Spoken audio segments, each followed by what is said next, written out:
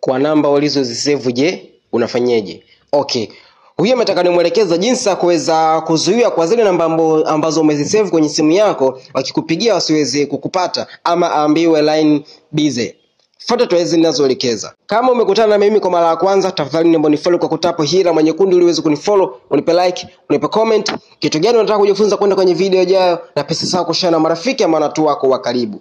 Twende pamoja. Ambao tutatumia ni hii ya Phone Master Junk Clean Master Open. Baada ya kuifungua utakuja hapa hii sehemu iliyoandikwa toolbox huku chini huku. Utaingia hapa kwenye block unwanted calls. Okay, baada ya kufungua hapa utaingia hapa hii sehemu iliyoandikwa blacklist. Utaingia hii sehemu kwenye hii alama ya plus hapa. Utaadi namba ambayo unataka kuweka blacklist, kama ni 07 sio ngapi utaweza kuadi.